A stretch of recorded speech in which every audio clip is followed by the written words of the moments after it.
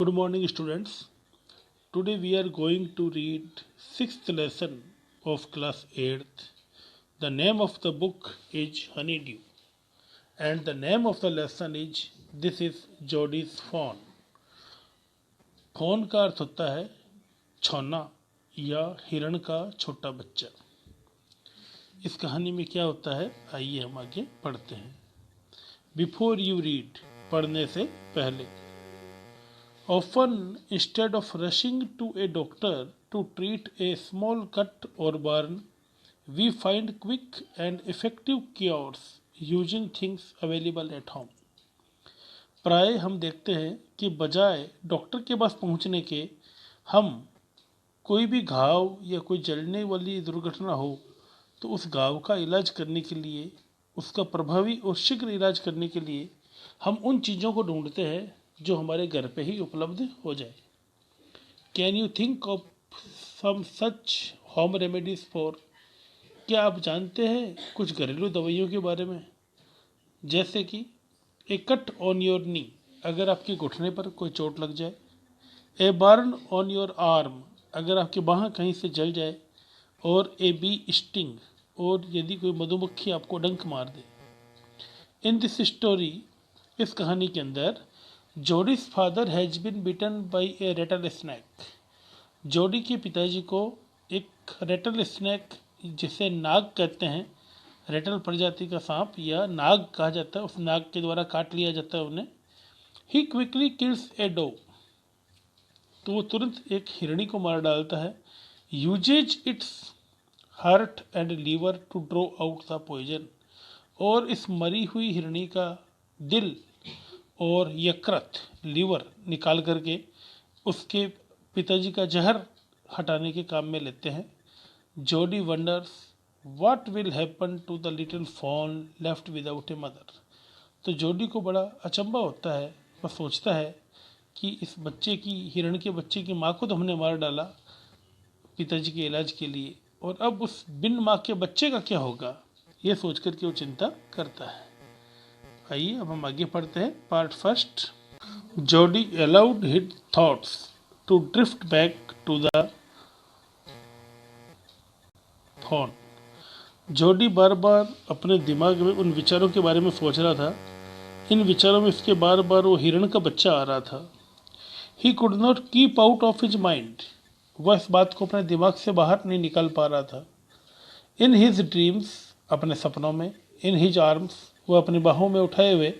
He slipped from the table and went to his father's bedside, वह अपने पिताजी के बिस्तर की तरफ गया। पैनी, उसके पिताजी का नाम है पैनी, ले एट रेस्ट, वे आराम कर रहे थे। His eyes were open and clear, उनकी आंखें खुली हुई थी और एकदम साफ थी। But the pupils were still dark and deflected, लेकिन जो आंखों की पुतलियां हैं वो भी काफ़ी गहरी, काली और थोड़ी फैली हुई सी नज़र आ रही थी, बड़ी बड़ी सी नज़र आ रही थी। Jody said how are you feeling pa, Jody ने पूछा पापा आपको कैसा लग रहा है? जस्ट फाइन सन, बहुत अच्छा लग रहा है बेटा। डेथ हैज गॉन थीविंग एल्सवेयर, लगता है मृत्यु हमें धोखा देकर करके कहीं चली गई है। But was not it A close, क्या मृत्यु एकदम पास में नहीं थी क्या? आई एग्री, जोडी बोलता हाँ मैं आपसे सहमत हूँ, आपकी मृत्यु एकदम करीब थी। अर्थात ये लोग उस सांप वाले इंसिडेंट के बारे में बात कर रहे हैं। Penny said I am proud of you, Penny कहता मुझे तुम पर बड़ा गर्व है। Boy, the way you kept your head and did what was needed, तुमने अपने दिमाग पर काबू रखा, अच्छा सोचा और वही किया जो तुम्हें करना चाहिए था।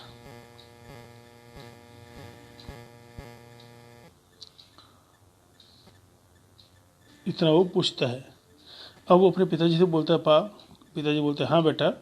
पा, did you recollect the doe and the fawn, क्या आपने उसको, आपको वो याद है, हिरनी और हिरनी का बच्चा दोनों याद है आपको? I can never forget them, मैं उनको नहीं भूल सकता। The poor doe saved me, बेचारी हिरनी ने मेरी जान बचाई है। इट्स सर्टेन, ये जरूरी भी है।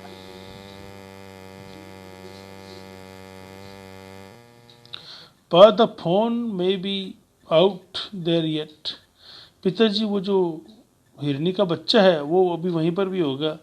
It might be hungry and very scared. ये काफ़ी भूखा होगा और डरा हुआ भी होगा। I suppose so. उसके पिताजी कहते हैं हाँ भाई, मैं भी यही सोचता हूँ। Pa I am a big boy now. पिताजी, अब मैं बड़ा लड़का हो गया हूँ। And don't need to drink milk. अब मुझे दूध पीने की आवश्यकता नहीं है। Why don't I go and see if I can find the fawn. तो पिताजी, मुझे वहाँ पर जाना चाहिए और जाके देखना चाहिए, शायद मुझे वो हिरण का बच्चा मिल जाए। And bring it here. उसको यहाँ लेके आना चाहिए। And raise it. और फिर से यहाँ पर पालना चाहिए। पेनी ले क्वाइट। पेनी चुपचाप लेटा रहा। Staring at the ceiling. घर की छत है, उसको देखता रहा। Boy, you have got me hemmed in. वक्ता लड़के, तुमने मुझे असमंजस में डाल दिया है। असमंजस मानी ऐसी स्थिति कि क्या किया जाए, तय नहीं कर पाना। It won't take much to raise it, पर it will soon start eating leaves and acorns. वक्त है पिताजी, इसे पालने में ज़्यादा कुछ नहीं लगेगा, वह जल्दी ही पत्तियां और दाने खाना शुरू कर देगा। You are smarter than boys of your as.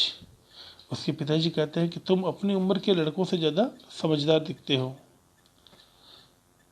We took his mother and it was not to blame. पिताजी, हमने उसकी माँ को छीन लिया, इसके लिए उसे जिम्मेदार ठहराया नहीं जा सकता। Surely it seems ungrateful to leave it to starve. इसको यहाँ पर छोड़ देना कृतघ्नता की निशानी होगी। उसकी माँ ने अपने जान दे दी हमारे लिए, और हम अगर उसके बच्चे को छोड़ दे भूखा मरने के लिए तो बहुत बड़ा पाप लगेगा। Son, I can't say no to you. उसके पिताजी बोले, बेटा, मैं तुम्हें ना तो नहीं बोल सकता। I never thought I would live to see it another day. वह कहता है कि ठीक है, मैं तुम्हें ना तो नहीं कह सकता, लेकिन मैंने सोचा नहीं था कि मैं अगला दिन देख पाऊंगा।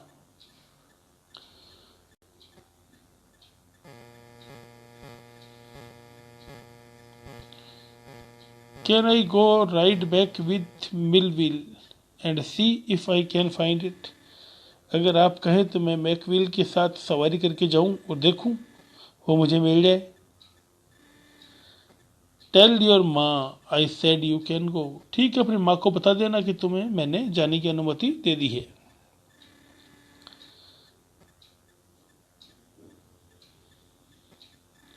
ही sidled back to the table and sat down.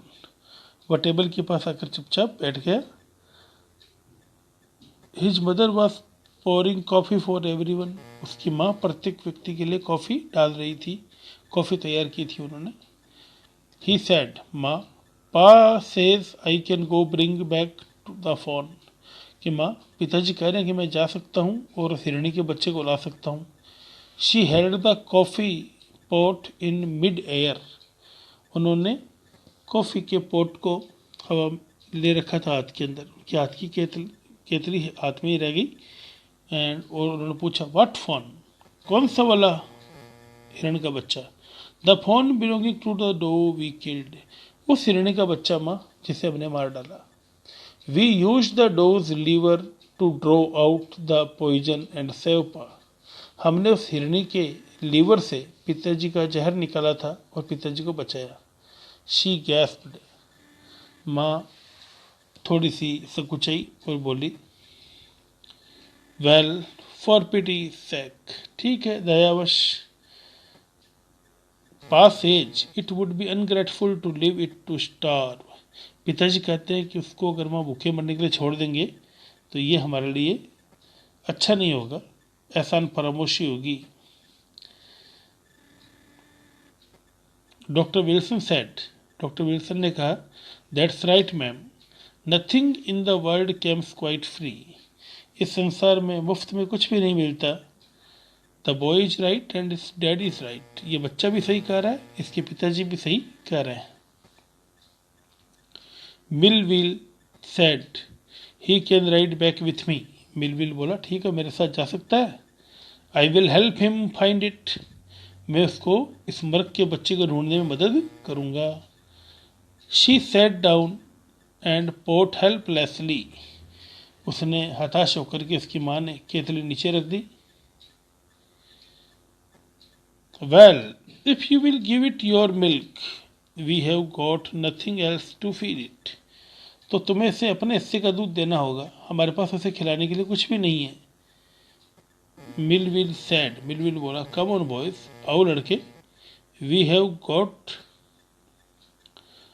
To get riding. अब हमें घोड़ सवारी करके चलना चाहिए।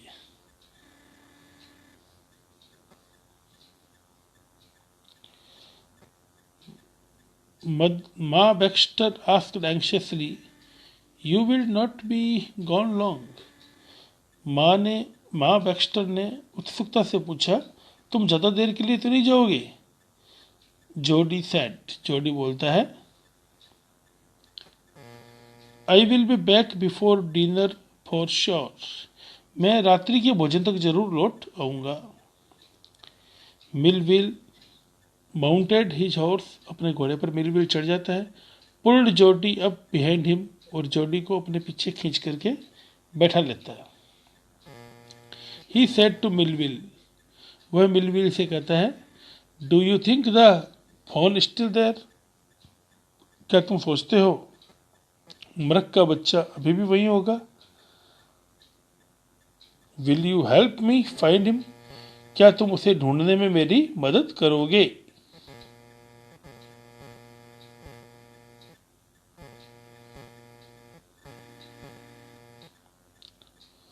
तो वह कहता है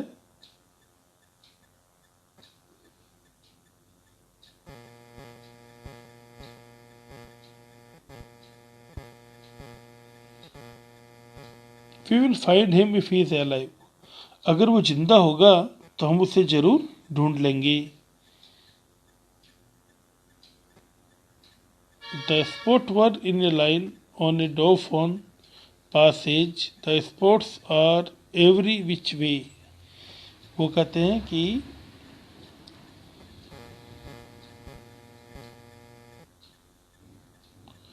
भाई तुम कैसे जानते हो कि वह नर शावक है।